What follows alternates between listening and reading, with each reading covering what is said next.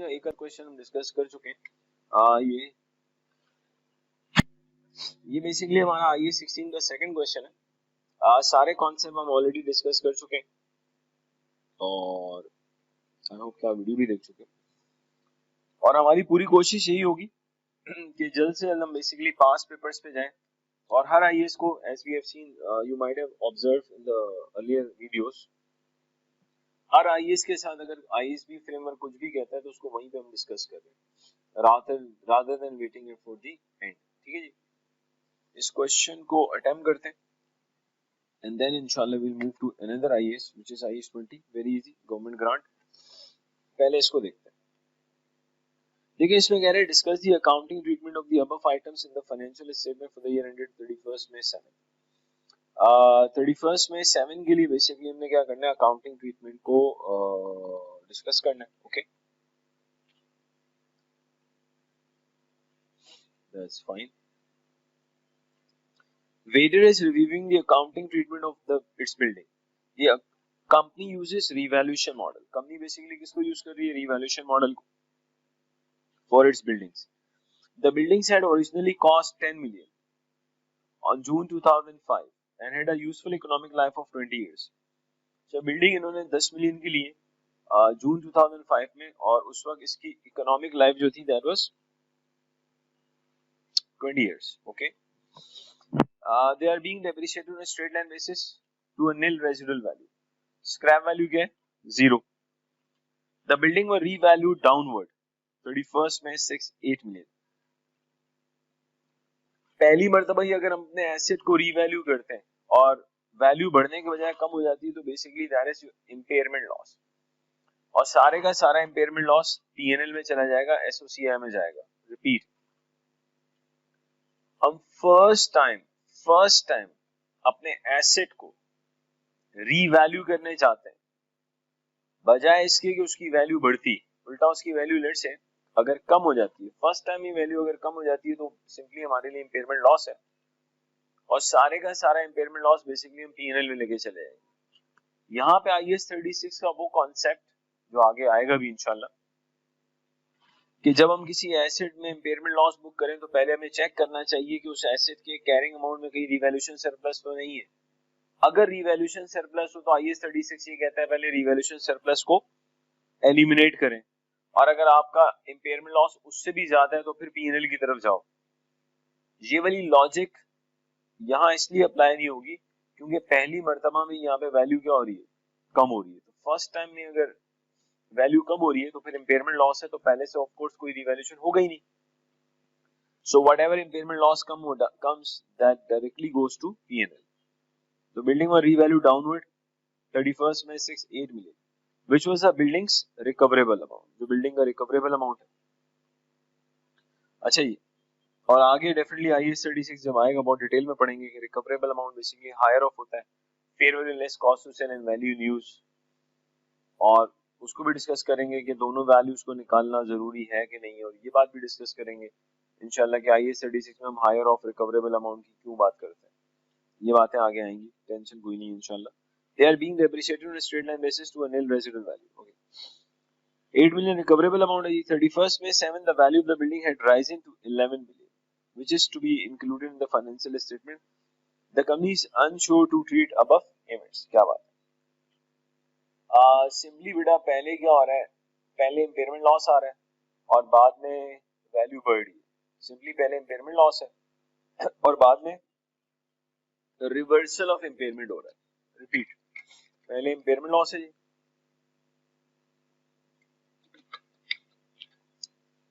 बाद में उसका रिवर्सल है। अब now let me first discuss के किस तरह से आप इस क्वेश्चन को लेके चलेंगे। बेटा आप सबसे पहले एग्जामिनर को बताएंगे कि जी जब हम एक एसेट को रीवैल्यू करते हैं तो पहले हम उसकी नेट बुक वैल्यू निकालते हैं, cost minus accumulated depreciation.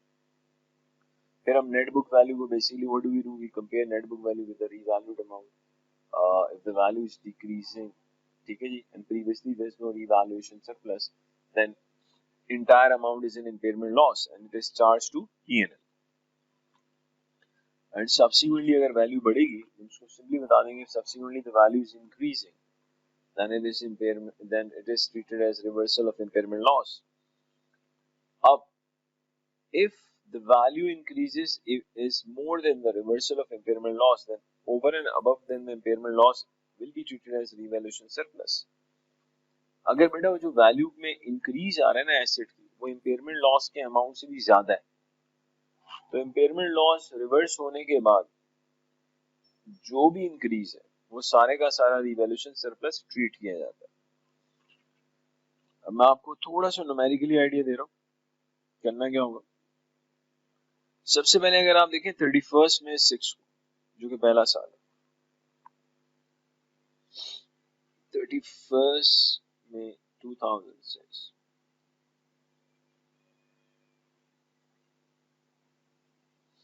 Buildings हैं, द अमाउंट वाज 10 मिलियन। अभी एक ही साल हुआ है, डेप्रिसिएशन माइनस कर दें 10 divide by 20, 0.5।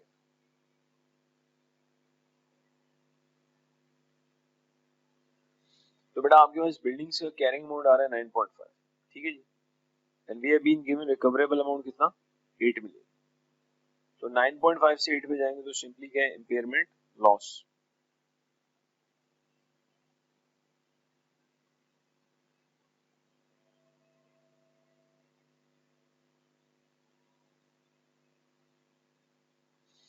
One point five का क्या आ जाएगा, इम्पेयरमेंट लॉस। आप प्लीज देखिए, आप इसकी सिंपली एंट्री बना सकते हैं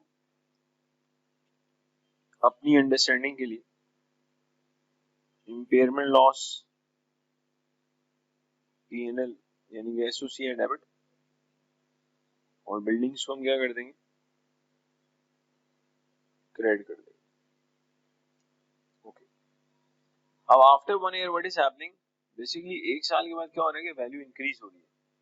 सबसे पहले तो आपको ये पता होना चाहिए कि यार रीवैल्यूएशन के बाद हम रिमेनिंग लाइफ में एसेट को डेप्रिशिएट करते हैं, इम्पेयरमेंट के बाद भी हम एसेट को रिमेनिंग लाइफ पे डेप्रिशिएट करते हैं।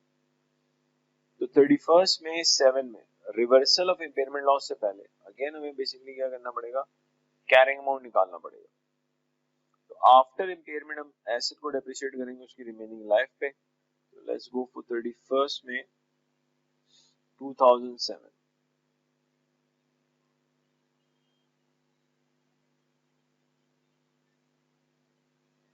बिल्डिंग्स हमारी पहुंच चुकी थी 8 पे, और बेटा डेप्रिसिएशन 8 डिवाइड बाय 19, अगर मैं 8 को 19 से डिवाइड करूं, 0.42 ले लेता हूं, 8 minus 42, this is 7.58।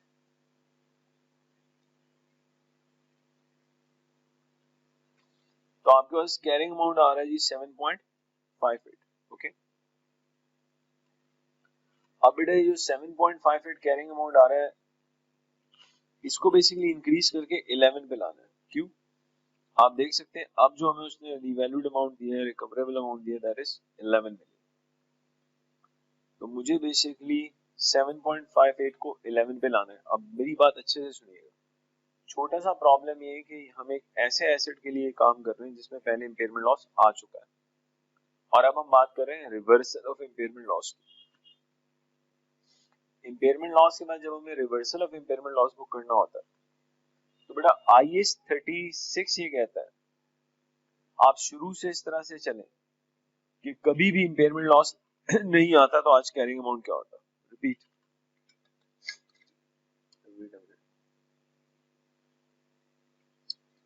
Reversal of impairment loss के केस में IAS 36 ये कहता है कि आप शुरू से इस तरह से चलें कि अगर कभी भी इम्पेयरमेंट लॉस नहीं आता तो आज कैरिंग अमाउंट क्या होता।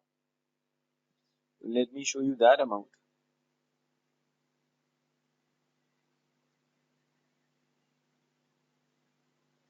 हमारी बिल्डिंग्स बेसिकली 10 मिलियन की होती, और 2 इयर्स का जो एक्यूमुलेटेड डेप्रिसिएशन बनता है,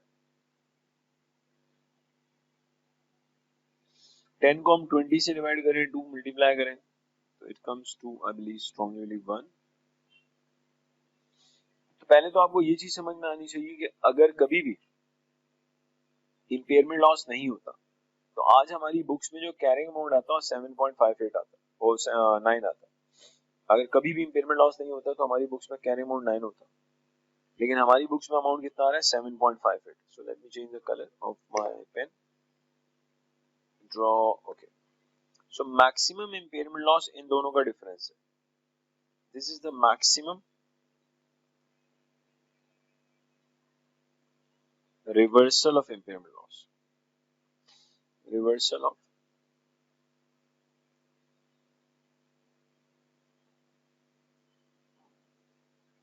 तो बेटा मैक्सिमम जो रिवर्सल ऑफ इम्पेयरमेंट लॉस है, it is the difference between 7.58 और 9, जो कि 1.42 आता है. तो मैं अपनी बात रिपीट कर रहा हूं. आफ्टर इम्पेयरमेंट लॉस, जब हमें रिवर्सल ऑफ इम्पेयरमेंट लॉस की तरफ जाना होता है, तो IAS 36 ये कहता है आप शुरू से इस तरह से चलेंगे, कभी इम्पेयरमेंट लॉस नहीं होता तो आज कैरी अमाउंट क्या होता. तो भाई कभी इम्पेयरमेंट लॉस नहीं होता तो आज कैरी अमाउंट 9 होता. तो सिंपली हम 7.58 को इंक्रीज करके 9 पे लाएंगे. तो मैक्सिमम जो रिवर्सल ऑफ इम्पेयरमेंट लॉस हमें बुक करना पड़ेगा, दैट इज 1.42. ओके, लेकिन प्रॉब्लम ये है कि हमें 9 पे अपने 7.58 को इंक्रीज करके नहीं लाना. The value which is given in question is 11.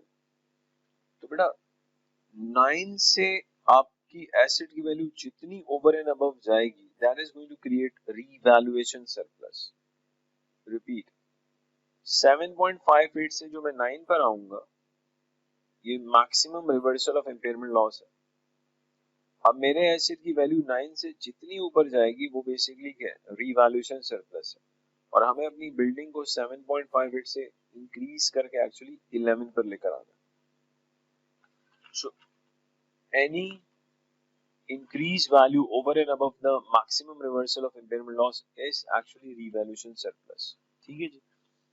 तो हमें बेसिकली 9 पे नहीं रुकना, हमें 11 तक जाना है. तो लॉजिकली जो बिल्डिंग्स डेबिट होंगी वो 11 माइनस 7.58 से होगी, क्योंकि मुझे 7.58 को इंक्रीज करके बेसिकली किस पे लाना है, 11 पे लाना है. 11 minus 7.58, it gives me 3.42. Since impairment loss हमने P&L को चार्ज किया था, तो उसका रिवर्सल भी P&L के थ्रू बुक होगा. क्रेडिट करेंगे reversal of impairment loss, P&L बढ़ेगा इससे. Reversal of impairment loss P&L associate है 1.42. ओके, अब रिवर्सल ऑफ इम्पेयरमेंट लॉस से जितना ओवर एंड अबव अमाउंट है, दैट इज रीवैल्यूएशन सरप्लस, जिसे बेसिकली हमें करंट ईयर के OCI में, अदर कॉम्प्रिहेंसिव इनकम में शो करना होता है, which is 2. आप 3.42 में से 1.42 माइनस करें, still you will get 2. आप 7.58 से 9 पे जब आते हैं तो 1.42 का रिवर्सल ऑफ इम्पेयरमेंट लॉस है. 9 से जब 11 पे जाऊंगा तो 2 का बेसिकली क्या है, रीवैल्यूएशन सरप्लस है. अब एक चीज सुनिएगा, एक इंतहाई गहरी सोच वाला स्टूडेंट ये सोचता है कि सर लास्ट ईयर जब इम्पेयरमेंट लॉस हमने बुक किया था तो we did charge impairment loss 1.5 million to the P&L. But in current year 2007, when we reverse the impairment loss, instead of reversing the impairment loss with 1.5, we have reversed with 1.42. तो ये बच्चा कहता है reverse 1.5 से क्यों नहीं हुआ, ये बात भी हम इसकी रीजन में देना चाहूंगा, अगर आप थोड़ा सा मेरे साथ सोचें तो. और वो डिफरेंस कहां पर है वो ही बताना चाहूंगा. देखिए, there is no harm in thinking like this कि जी जब पिछले साल इम्पेयरमेंट लॉस 1.5 का आया था तो रिवर्स 1.5 से क्यों नहीं हो रहा. उसकी वजह सुन लें, उसकी रीजन ये, ध्यान से सुनिएगा. इन 2007 31 मई 2007 में जो डेप्रिसिएशन का अमाउंट P&L में जाएगा वो बेसिकली 0.42 है. लॉजिकली ये जो 0.42 का डेप्रिसिएशन का अमाउंट है, ये भी बेसिकली क्या हो चुका है, कम हो चुका है इम्पेयरमेंट की वजह से. क्योंकि अगर इम्पेयरमेंट लॉस नहीं आता तो सुनिएगा ध्यान से, 10 को अगर मैं 20 से डिवाइड करूं तो मेरे पास डेप्रिसिएशन 0.5 आता है। रिपीट कर रहा हूं, अगर मैं 10 को 20 से डिवाइड करूं तो मेरा डेप्रिसिएशन कितना आता है 0.5, but due to impairment loss मेरा डेप्रिसिएशन कितना आ रहा है 0.42। अगर आप अच्छे से देखें इन दोनों का जो डिफरेंस है 0.08,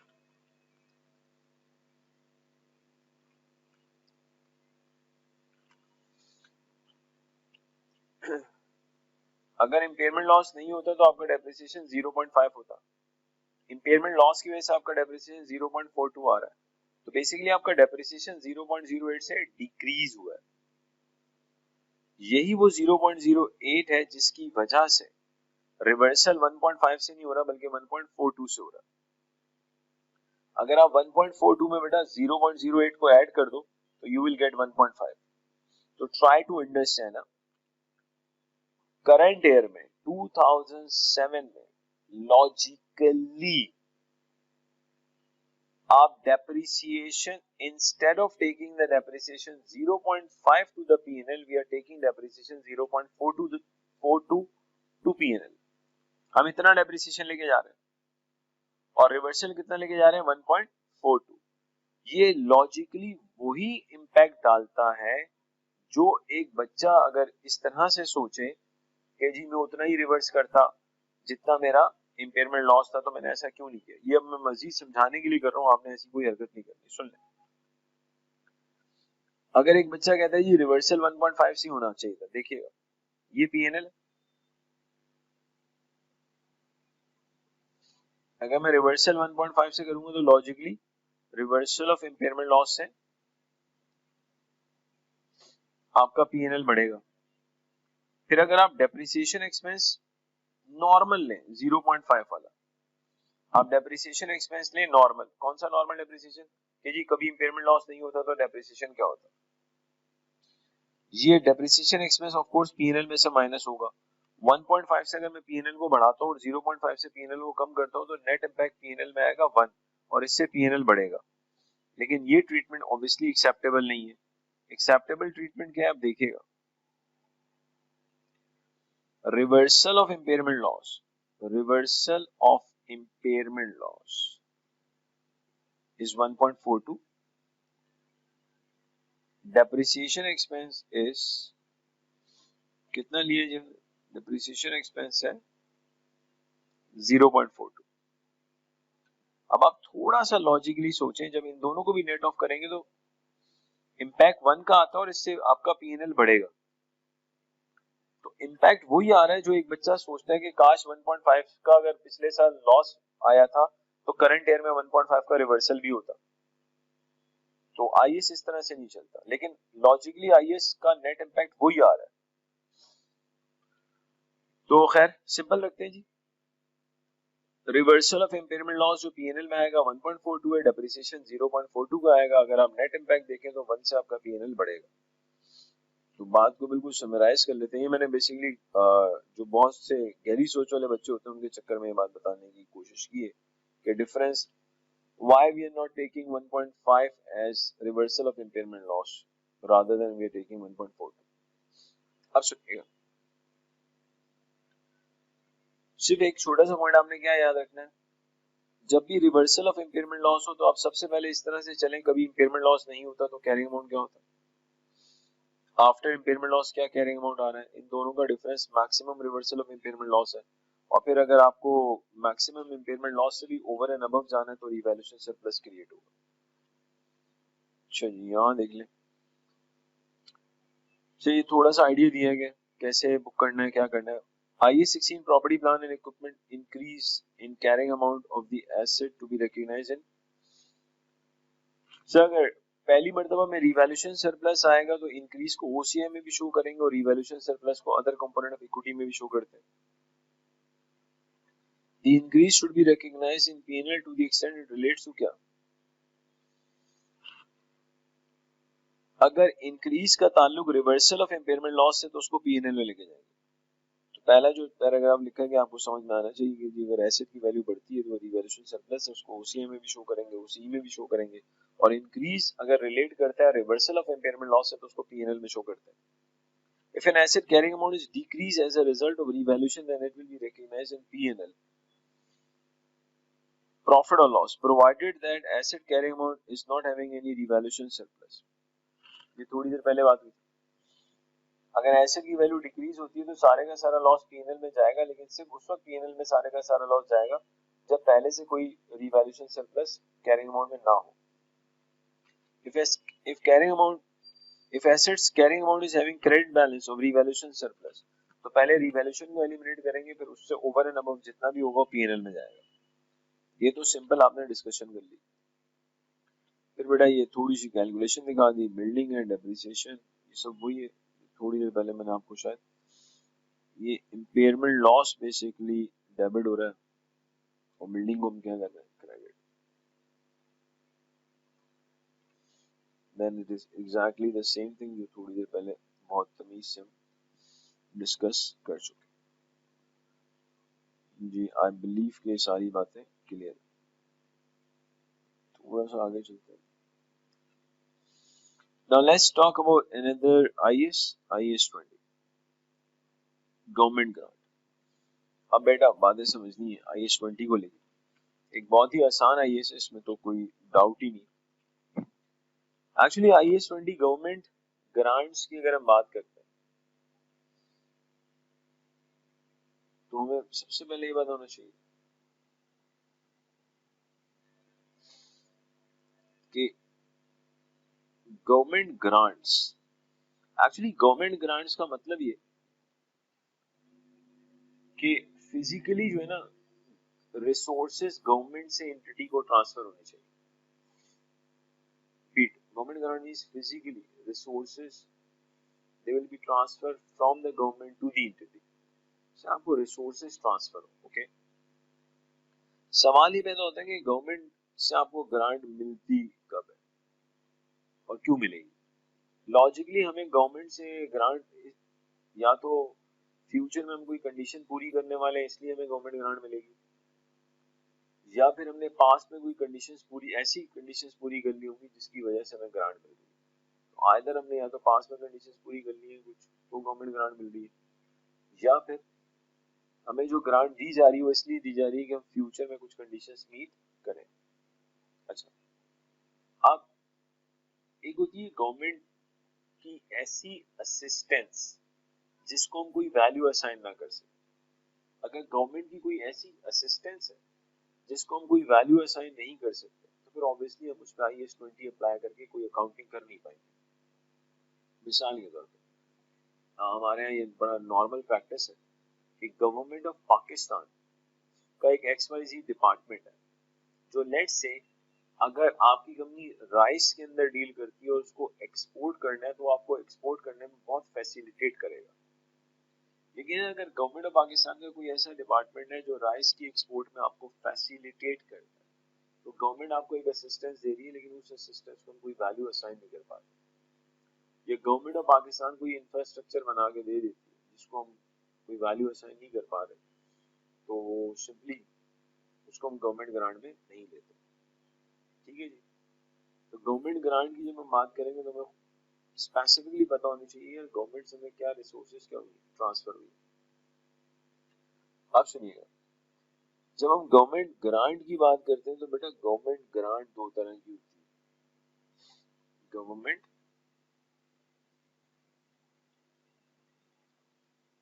ग्रांट बेसिकली दो तरह की होती है. हमारे पास बेटा एक इनकम नेचर की ग्रांट है,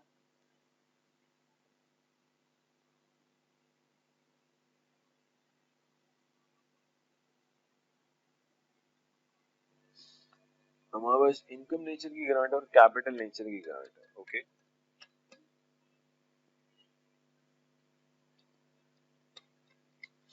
इनकम नेचर की ग्रांट जो है ना समझे किसी रेवेन्यू एक्सपेंडिचर से रिलेट करती है. इनकम नेचर की ग्रांट किसी रेवेन्यू एक्सपेंडिचर से रिलेट करेगी. फॉर एग्जांपल आपकी कंपनी कोई कॉस्ट इनकट कर रही है जिसकी वजह से जॉब क्रिएट होंगी, गवर्नमेंट ऑफ पाकिस्तान को आपके एफर्ट बहुत अच्छे लगे, उन्होंने आपको कोई ग्रांट दी, उसको हम इनकम नेचर की ग्रांट कहेंगे, क्योंकि वो किसी एक्सपेंस से रिलेट करती है ग्रांट, वो किसी कॉस्ट से रिलेट करती है।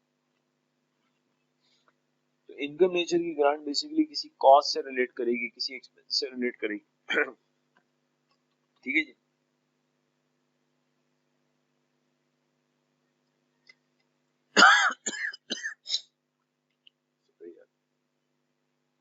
तो इनकम नेचर की ग्रांट की अगर हम बात करते हैं तो बेसिकली उसने रिलेट करना है किससे, वो किसी कॉस्ट से रिलेट कर रही होगी,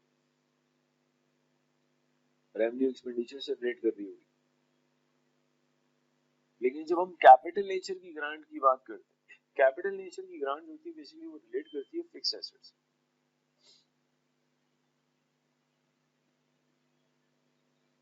कैपिटल नेचर की ग्रांट किससे रिलेट करती है, it relates to fixed asset. अब कैपिटल नेचर की ग्रांट जो कि फिक्स एसेट से रिलेट करती है,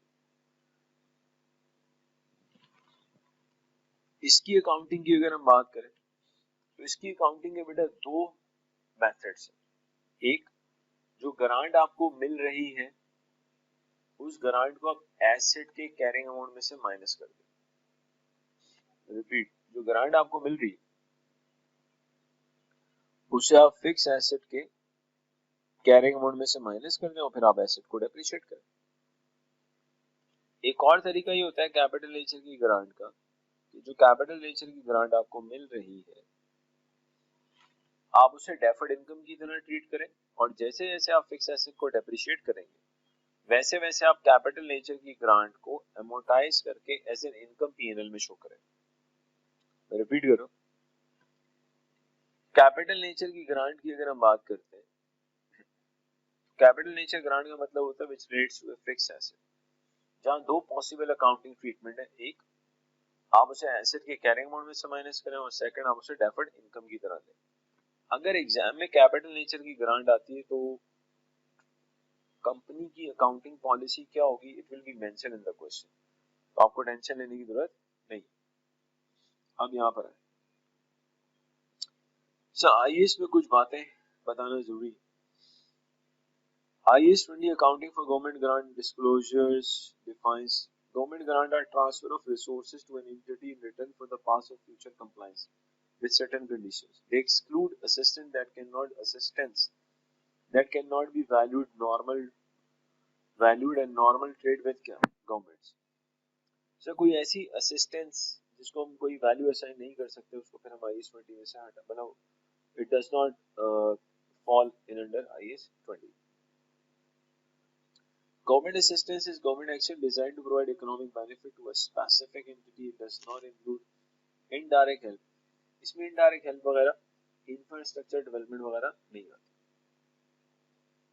गवर्नमेंट असिस्टेंस वाली बात समझ लें आपके मिसाल के तौर पे आपकी कंपनी को राइस एक्सपोर्ट करने थे और तो गवर्नमेंट ऑफ पाकिस्तान ने आपको फैसिलिटेट किया, but again we can not assign any value, इसलिए उसको गवर्नमेंट ग्रांट में नहीं देते। रिकग्निशन सुन लें, आपने बेटा गवर्नमेंट ग्रांट को सिर्फ उस वक्त रिकॉग्नाइज करना है जब रीजनेबल एश्योरेंस हो कि ग्रांट मिलेगी। और मजे की बात, अगर रीजनेबल एश्योरेंस से ग्रांट मिलेगी तो आपने उसी पॉइंट पर रिसीवेबल पे ही ग्रांट को बुक कर लेना है, लेकिन रीजनेबल एश्योरेंस हो कि हाँ यार ग्रांट मिलने वाली है। IAS 20 में ग्रांट रिसीव्ड बेसिस पे आपने बुक नहीं करनी। अगर रीजनेबल एश्योरेंस क्रिएट हो चुकी है ग्रांट मिलेगी तो आप गवर्नमेंट ग्रांट को रिसीवेबल बेसिस पे बुक कर लेंगे। IAS 20 says that government grants should not be recognized until the conditions for the receipt have been complied with, and there is a reasonable assurance that government grant will be received. So reasonable assurance होनी चाहिए grant मिलेगी। अच्छा जी,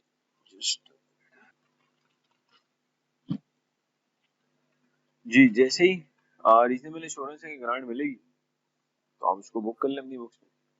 grant should be match with the expenditure towards which they are intended to contribute in the statement of P&L. So grant should match with the expenditure towards which they are intended to contribute in the P&L. Explain करता हूँ इसको भाई इंशाल्लाह. Income grants given to subsidized expenditure should be matched to क्या? Related cost. मिसाल के तौर पे assuming आपकी कंपनी को कोई R&D का एक्सपेंडिचर करना है, रिसर्च एंड डेवलपमेंट. एक्सपेंडिचर का अमाउंट होगा $1,00,000. रिपीट, आपकी कंपनी को कोई R&D रिसर्च एंड डेवलपमेंट का एक्सपेंडिचर करना है जिसका जो टोटल अमाउंट होगा 1,00,000. गवर्नमेंट ऑफ पाकिस्तान ने कहा नहीं यार अगर आप R&D पे इतना पैसा लगा रहे हैं हम आपको इनकरेज करते हैं, और गवर्नमेंट ऑफ पाकिस्तान ने कहा इंस्टेड ऑफ 1,00,000 आपका एक्सपेंस 80,000 होगा जॉब, हम आपके एक्सपेंडिचर को सब्सिडाइज कर देंगे. Repeat, what government of Pakistan is saying कि आपका जो R&D है ना वो 1,00,000 नहीं होगा, मतलब 1,00,000 वाली चीज आपको समझे 80 में मिल जाएगी. ऐसी सिचुएशन में हम क्या करेंगे, हम R&D 1,00,000 दिखाएंगे लेकिन हम साथ में क्या दिखा देंगे, गवर्नमेंट ग्रांट. गवर्नमेंट ग्रांट दिखा देंगे कितने की, 20 की. ये जो हम गवर्नमेंट ग्रांट 20 की दिखाएंगे इसको हम दिखाएंगे इनकम. R&D को हम दिखाएंगे एक्सपेंस. ऑब्वियसली नेट इफेक्ट वही आएगा 80,000, लेकिन आपने अकाउंटिंग इस तरह से करनी है कि यार बेसिकली जिस कॉस्ट से वो ग्रांट रिलेट करती है वो उसके साथ मैच करे. तो मैं अपनी एग्जांपल को रिपीट कर रहा हूँ. आपका बेटा R&D का एक्सपेंडिचर 1,00,000 का था, गवर्नमेंट ऑफ पाकिस्तान ने कहा हम आपके लिए सब्सिडाइज कर देंगे, इंस्टेड ऑफ 1,00,000 यू जस्ट पे 80. तो आपने कहा तो ग्रांट होगी 20,000 की. ठीक है, तो आपने एक काम किया, 1,00,000 का R&D का एक्सपेंस दिखाया और 20,000 की गवर्नमेंट ग्रांट की इनकम दिखा दी. Income grants given to subsidized expenditure should be matched to related cost. Income grants given to help achieve a non-financial goal such as job creation should be matched to क्या? Cost incurred to meet that goal. मिसाल के तौर पे एक non financial goal है कि जी आपकी company की वजह से फॉर एग्जांपल जॉब्स क्रिएट होंगी और उसकी वजह से गवर्नमेंट ऑफ पाकिस्तान कह रहे हैं यार हम आपको कुछ ग्रांट देंगे. तो बेसिकली वो जो जॉब क्रिएशन के अंदर कोई कॉस्ट इनकर्ड हो रही है उस गोल को अचीव करने के लिए, वो आप थोड़ा हमें बताएंगे यार ये बेसिकली XYZ एक्सपेंडिचर हमने किए just to create what jobs. तो IAS कहते हैं कि यार अगर ऐसा है वो जो नॉन फाइनेंशियल गोल अचीव करने के लिए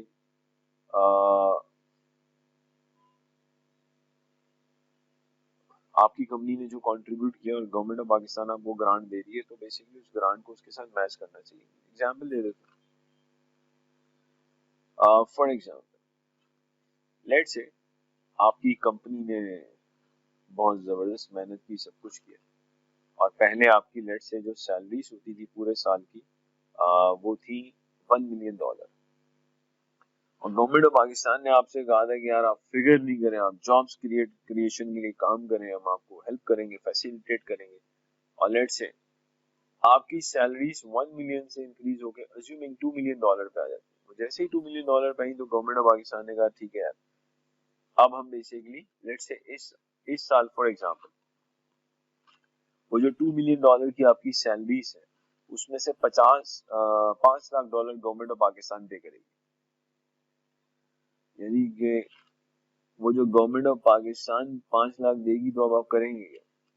अब आप P&L में दिखा दीजिएगा सैलरीज 2 मिलियन की और गवर्नमेंट ग्रांट को एज इनकम 5 लाख दिखा देना.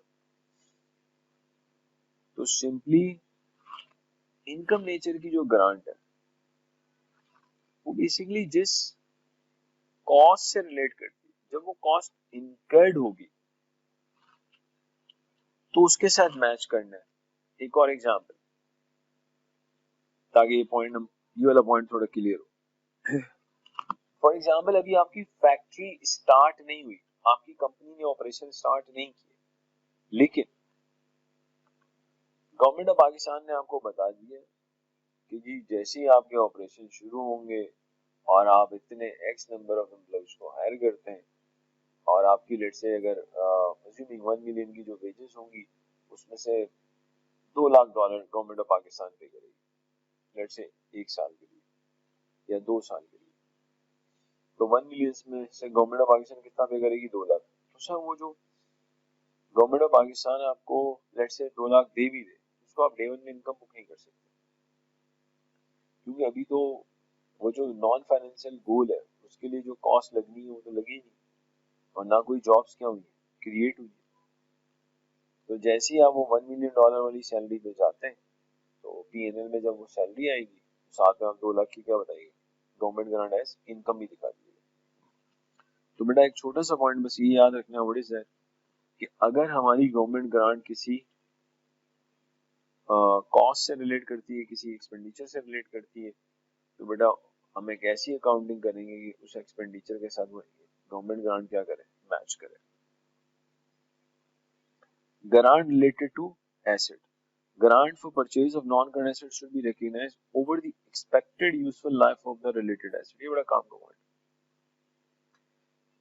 देखिए आपको ये भी पॉसिबल है कि किसी नॉन करंट एसेट की वजह से ग्रांट 30 जून 2022 को मिल गई, assuming 30th June 2022 we have received the government grant relating to the non-current asset। और यूं ले लें हमने सारी कंडीशंस पूरी कर ली 30 जून 2022 को, और हमने अपनी बुक्स में कैपिटल नेचर की ग्रांट को बुक कर लिया। हमने लेट से ग्रांट रिसीवेबल को डेबिट किया, ठीक है जी, और गवर्नमेंट ग्रांट को क्रेडिट कर दिया, यानी कि रिसीवेबल बुक्स में आ गया। अब जिस फिक्स एसेट की वजह से ग्रांट मिलनी है वो फिक्स एसेट बेटा लेट से 30 सितंबर 2022 को रेडी टू यूज है। इवन दो ग्रांट बुक्स में आ चुकी है एज रिसीवेबल 30 जून 2022 को, लेकिन जो एसेट है कैपिटल नेचर की जो ग्रांट जिस फिक्स एसेट से रिलेट करती है वो रेडी टू यूज हो रहा है 30 सितंबर 2022 को, और दिसंबर 22 तक ये जो एसेट रेडी टू यूज है वो डेप्रिशिएट होगा 3 मंथ्स के लिए, 3 मंथ्स तक उसको हम डेप्रिशिएट करेंगे। तो बेटा जहां से वो जो कैपिटल एसेट है, वो जो फिक्स एसेट है, जहां से हम उसको यूज करना शुरू करेंगे, फिर वहां से हम क्या करेंगे, ग्रांट को भी रिकॉग्नाइज करेंगे। ग्रांट को क्या करेंगे, over the useful life of the asset recognise करेंगे। मिसाल के तौर पर अगर मैं डेफर्ड इनकम ट्रीटमेंट को फॉलो करता हूँ, अगर इस साल पीएनएल में 3 महीनों का डेप्रिसिएशन आ रहा है यहां से लेके यहां तक, तो पीएनएल में जो इनकम आएगी ना ग्रांट की, वो भी 3 महीनों की आएगी। Repeat, it is very much possible कि 30 जून 2022 को ग्रांट एज रिसीवेबल आपकी बुक्स में आ चुकी है, लेकिन जिस फिक्स एसेट से वो रिलेट करती है वो भी रेडी टू यूज नहीं है। तो बेसिकली जैसे ही वो fixed asset ready to use होगा, वहां से फिर हम क्या करेंगे, वहां से हम दो में से एक काम करेंगे, या तो हम उस ग्रांट को एसेट के कैरिंग मोड में से माइनस कर देंगे, या हम उस ग्रांट को डेफर्ड इनकम की तरह लेंगे। ये यहाँ लिखा हुआ है, grant for purchase of non-current assets should be recognized over the expected useful life of the related asset। IAS 20 provides two acceptable accounting policies: deduct the grant from the cost of the asset and depreciate क्या, net cost। और एक और क्या है, treat the grant as deferred income and release the profit or loss over the asset। क्या मतलब, थोड़ा सा अगर देखें आप, लेट्स से हमारे पास एक प्रॉपर्टी प्लान एंड इक्विपमेंट है 100 मिलियन,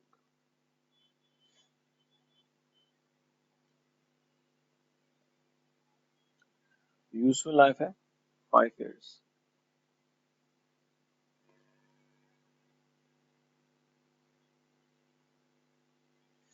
गवर्नमेंट ग्रांट है जी 20 मिलियन, अच्छा 20 मिलियन, ओके, और ये सब कुछ हो रहा है 1/1/2022 कर लेते हैं, ठीक है। अब प्लीज देखिएगा,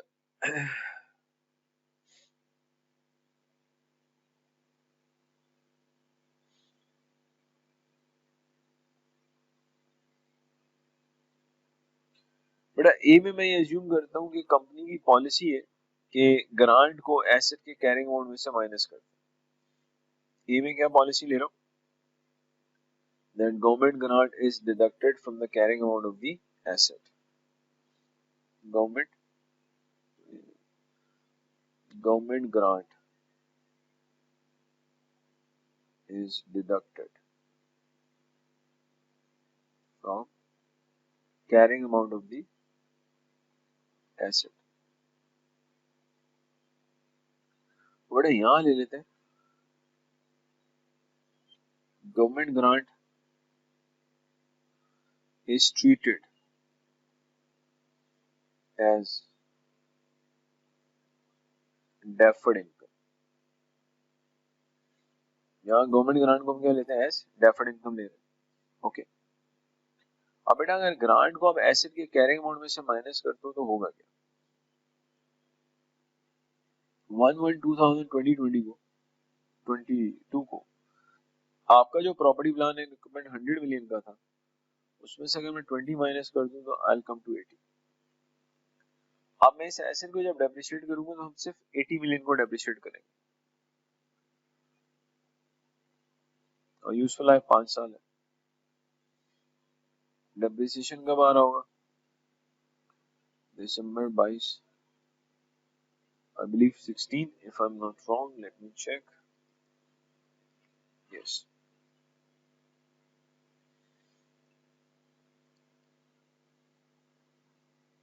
तो बेटा ये प्रॉपर्टी प्लान एंड इक्विपमेंट का कैरी अमाउंट आ जाएगा 64 ओके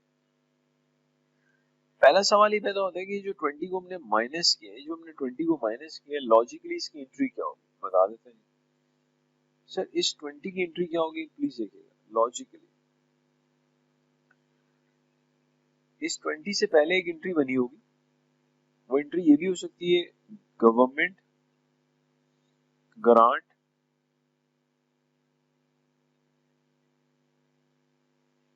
रिसीवेबल 20 दो में से एक चीज जस्ट अ मिनट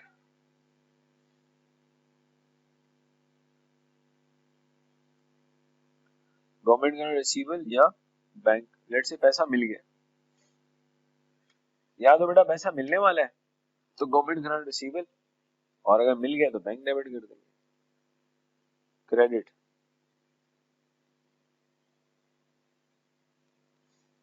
क्रेडिट में बेसिकली हम क्या कर रहे हैं अगर हम एसेट के कैरिंग अमाउंट में से माइनस कर रहे हैं तुमने कहा जो हमारा प्रॉपर्टी प्लान एंड इक्विपमेंट उसी को क्रेडिट कर दो जो हमारा प्रॉपर्टी प्लान एंड इक्विपमेंट है उसको क्या कर दो क्रेडिट कर दो अब इससे होगा क्या तो इससे सीधा सीधा आपका प्रॉपर्टी प्लान एंड इक्विपमेंट 100 से 80 पे आ जाएगा ओके अब हुआ क्या 80 से हमारा एसेट आ गया किस पे और सॉरी 100 से एसेट आ गया 80 एक साल हो चुका है आपने उसको डेप्रिशिएट भी किया और दिसंबर 2022 को property plant and equipment books में आ रहा है 64 का ओके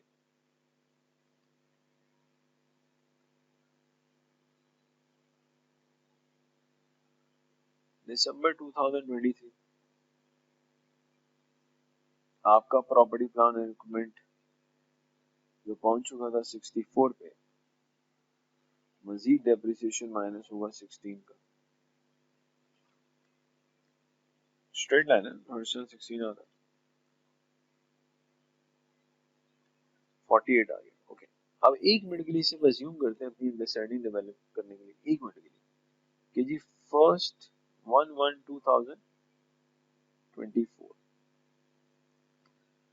यानी कि दिसंबर 2023 के फौरन एक दिन के बाद अज्यूमिंग समथिंग वेंट रॉन्ग और जो हमने कंडीशंस पूरी करनी थी गवर्नमेंट ग्रांट की वो कंडीशंस पूरी ना कर सके और आसान वर्डिंग में फर्स्ट 2024 को मुझे गवर्नमेंट ग्रांट वापस करनी रिटर्न करनी सवाल ही पैदा होता है अगर 1/1/2024 को ये जो कैपिटल नेचर की ग्रांट है अगर हमें ये वापस करनी पड़ जाए तो व्हाट टू डू देख लीजिए सबसे पहले तो हमें इस एंट्री का रिवर्स बनाना होगा देखते हैं क्या होगा आप मुझे पहले पता है ग्रांट आपको जब मिली है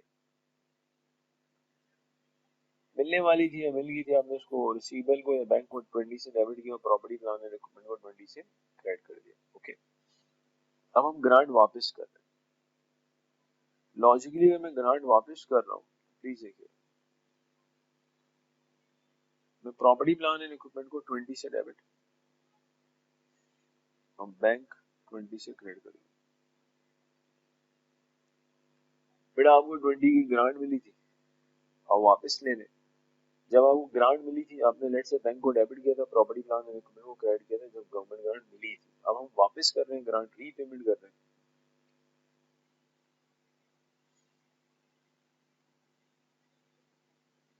रीपेमेंट ऑफ गवर्नमेंट ग्रांट।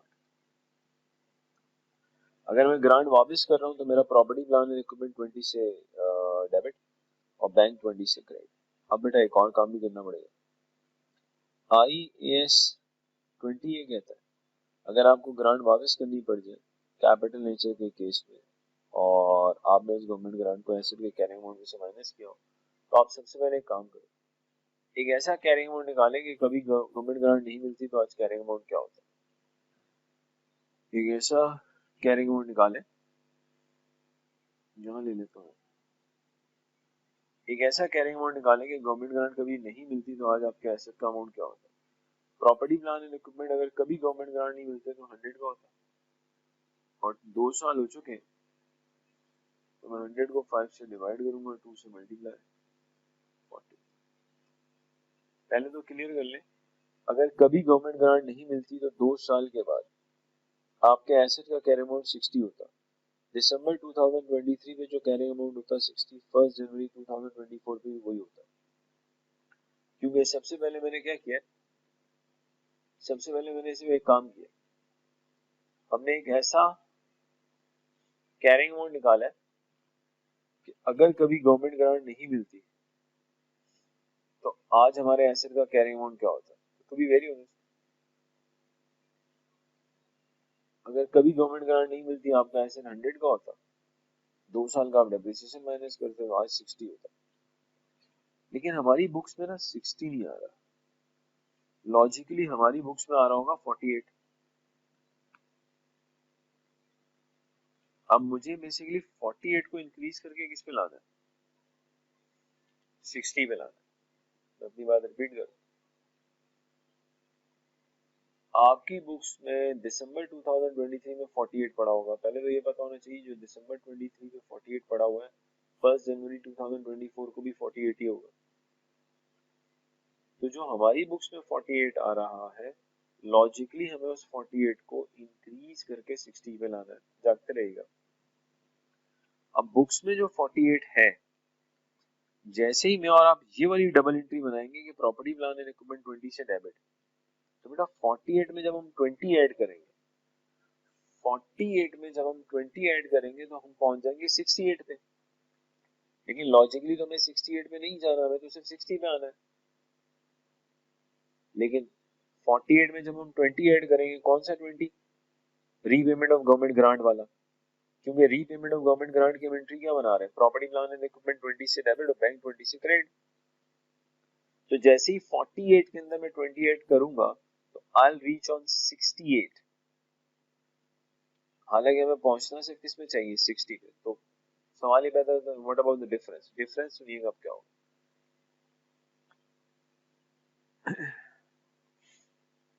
48 में जब मैं 20 ऐड करूंगा ये वाला, तो हम पहुंच जाएंगे 68 पे।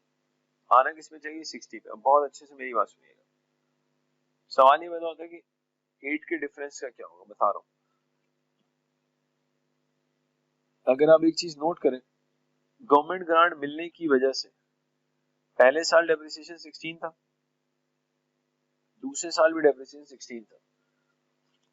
Sir due to government grant, जिसको हमने एसेट के कैरिंग अमाउंट में से माइनस किया, हमने 2 इयर्स में जो डेप्रिसिएशन बुक किया वो 32 बुक किया। अगर हमें ग्रांट नहीं मिलती तो 2 इयर्स में जो डेप्रिसिएशन आता 40 आता। रिपीट, ग्रांट मिलने की वजह से हमने बुक्स में 2 इयर्स में जो डेप्रिसिएशन बुक किया वो 32 बुक किया। अगर हमें ग्रांट नहीं मिलती तो हम डेप्रिसिएशन 40 बुक करते हैं। इट मींस 8 का डेप्रिसिएशन बुक्स में मिसिंग। वो जो मिसिंग डेप्रिसिएशन है उसको जैसे ही आप रिकॉर्ड करोगे मसला हल हो जाएगा। ये वो डेप्रिसिएशन एक्सपेंस है 40 माइनस 32 जो बुक्स में नहीं है। मैं अपने प्रॉपर्टी प्लान एंड इक्विपमेंट को अगर क्रेडिट कर दूं, आप ध्यान से मेरी बात सुनिएगा बेटा, अगर अब आप 48 के अंदर ये 20 ऐड करें और ये 8 माइनस कर दें तो आप 60 पे आ जाओगे। रिपीट, अगर मैं 48 में 20 ऐड करूं तो मैं आ जाऊंगा 68 पे, फिर मैं ये वाला 8 माइनस करूं तो मैं 60 पे आ जाऊंगा। तो बेटा जब गवर्नमेंट ग्रांट हमें वापस करनी पड़ती है, कैपिटल नेचर की ग्रांट, कौन सी ग्रांट? कैपिटल नेचर की ग्रांट। बेटा जब कैपिटल नेचर की ग्रांट हमें वापस करनी पड़ती है तो सबसे पहली एंट्री तो वही होती है जो डे 1 में हमने बनाई थी। हमने ए पार्ट में बेसिकली ग्रांट को एसेट के कैरिंग अमाउंट में से माइनस किया था, तो पहले उसका रिवर्सल हमने बुक कर लिया, प्रॉपर्टी प्लान एंड इक्विपमेंट को डेबिट, बैंक को क्रेडिट कर दिया। सेकंड, फिर आप एक काम करोगे, एक ऐसा कैरिंग अमाउंट निकालोगे कि कभी गवर्नमेंट ग्रांट नहीं मिलता तो कैरिंग अमाउंट क्या होता है, तो वो कैरिंग अमाउंट होता है 60। तो लॉजिकली हमें 48 को इंक्रीज करके 60 पे लाना था, लेकिन वो जो गवर्नमेंट ग्रांट की रीपेमेंट की एंट्री हमने 20 से बनाई, जैसे ही हमने 48 में 20 ऐड किया तो 68 बन गया, हालांकि उसको 60 बनना चाहिए था। तो फिर हमने एक और चीज नोट की कि यार गवर्नमेंट ग्रांट मिलने की वजह से लास्ट 2 इयर्स के अंदर जो हमने डेप्रिसिएशन बुक किया और 16 और 1632 किया, अगर गवर्नमेंट ग्रांट नहीं मिलती तो हम डेप्रिसिएशन 40 का बुक करते हैं। तो यानी ये बुक्स में 8 का डेप्रिसिएशन मिसिंग है। जैसे ही उस 8 के डेप्रिसिएशन को मैं रिकॉर्ड करूंगा, depreciation expense debit property plant and equipment credit, तो बिल्कुल मेरा प्रॉपर्टी प्लान एंड इक्विपमेंट 60 पे आ जाएगा। ये तो बेटा पहला ट्रीटमेंट था ए, जिसमें हमने क्या किया था कि कैपिटल नेचर की ग्रांट को एसेट के कैरिंग अमाउंट में से माइनस किया था। अब बात कर लेते हैं, अगर हम कैपिटल नेचर की ग्रांट को एसेट की कैरिंग अमाउंट में से माइनस नहीं करते बल्कि डेफर्ड इनकम की तरह लेते हैं, क्यों? सर बहुत से गहरी सोच के जो स्टूडेंट्स होते हैं वो ये सोचते हैं यार अगर मेरा प्रॉपर्टी प्लान एंड इक्विपमेंट 100 का है और मैं 20 की गवर्नमेंट ग्रांट उसके कैरिंग अमाउंट में से माइनस कर दूं और 80 शो करूं, बोला इवन तो मैं उसको 80 शो कर रहा हूं लेकिन मार्केट में थोड़ी 80 होगा, तो बच्चा गलत थोड़ी सोच रहा है, सही सोच रहा है। तो आईएएस कहता है आप आईएएस वाली कहता है आप टेंशन क्यों ले रहे हो, हम आपको गवर्नमेंट ग्रांट की अकाउंटिंग के एक नहीं 2 मेथड बताते हैं। अगर आपको लगता है कि यार ग्रांट को एसेट के कैरिंग अमाउंट से माइनस करने के बाद जो एसेट की वैल्यू आती है वो ट्रू वैल्यू नहीं होती, तो भैया मत जाओ उस तरफ, आप सेकंड पॉलिसी ले लो। दूसरी पॉलिसी क्या है कि आप गवर्नमेंट ग्रांट को डेफर्ड इनकम की तरह लो। तो पार्ट बी करते हैं। Let's say company is treat, CO क्या है, company is treating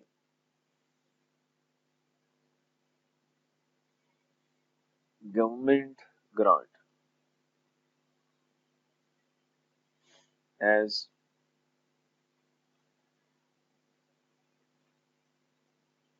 definite। Let's say ये रीजनेबल एश्योरेंस क्रिएट होगी है, पैसा मिलने वाला है या पैसा मिल चुका है। पहली एंट्री वही आएगी, गवर्नमेंट ग्रांट रिसीवेबल, पैसे मिलने वाले हैं तो रिसीवेबल, मिल चुके हैं तो बैंक 20 क्रेडिट कर देंगे डेफर्ड इनकम को। सही है, उसी को पार्ट बी सॉल्व कर इसी। अब बेटा आप डेफर्ड इनकम ट्रीटमेंट में जा रहे हो तो 100 का प्रॉपर्टी प्लान इक्विपमेंट 100 का ही होगा।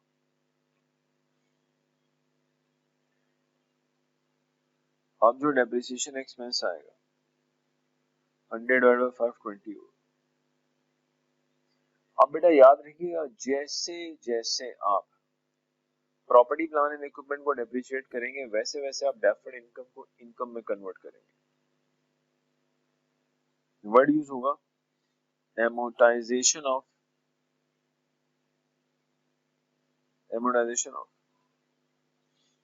Government grant. amortization of government grant की बात करें 20/5 4 की amortization आ जाएगी।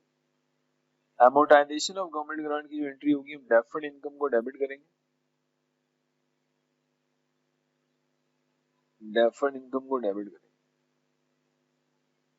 और आप इसे अदर इनकम कह दें। पीएनएल को क्या कर देंगे, क्रेडिट कर देंगे। रिपीट कर रहा हूँ बेटा, डेफर्ड इनकम ट्रीटमेंट में क्या होता है कि जो गवर्नमेंट ग्रांट होती है हम उसे एसेट के कैरिंग अमाउंट में से माइनस नहीं करते, हम उसे एक इनकम नेचर की लायबिलिटी लेते हैं और जैसे जैसे हम एसेट को डेप्रिशिएट करेंगे वैसे वैसे हम उस ग्रांट को एमोर्टाइज करके एज एन इनकम पीएनएल में शो करेंगे। ओके, अब सिर्फ समझाने के लिए assume let's say 1/1/2023, let's say दिसंबर 2022 के बाद 1/1/2023 को नेक्स्ट डे ही मुझे ये ग्रांट वापस करनी पड़ जाए तो क्या होगा। अब सवाल है कि हमें जो ग्रांट मिली है वो मिली थी 20, आउट ऑफ 20 बेसिकली 4 को तो हम इनकम बना चुके हैं और लेट्स से बस एक साल के बाद next day something went wrong, हम कंडीशन पूरी नहीं कर पाए, कुछ भी नहीं कर पाए, ग्रांट वापस कर। अब हमारी बुक्स में government grant as deferred income अभी सिर्फ 16 आ रही है क्योंकि आउट ऑफ 24 को हम इनकम के तौर पे ले चुके हैं लास्ट ईयर।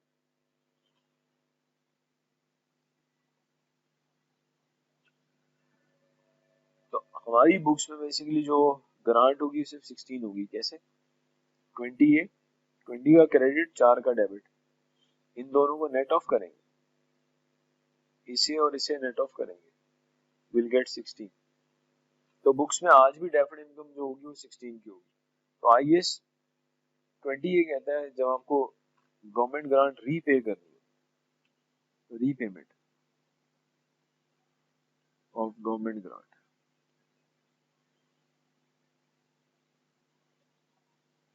तो सबसे पहले आईएएस 20 ये कहता है कि जो डेफर्ड इनकम मौजूद है वो वापस करो, जो डेफर्ड इनकम है उसको डेबिट करो, डेबिट करें जी डेफर्ड इनकम को जो बुक्स में ऑलरेडी है व्हिच इज 16। प्रॉब्लम ये कि वापस तो मुझे कितने करने हैं, 20। तो फिर आईएएस कहते हैं लास्ट ईयर जितनी गवर्नमेंट ग्रांट को आप इनकम ले चुके हो आप उसकी रीपेमेंट को क्या ले लो, एक्सपेंस।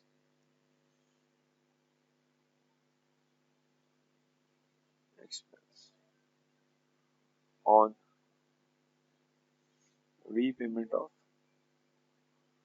Government grant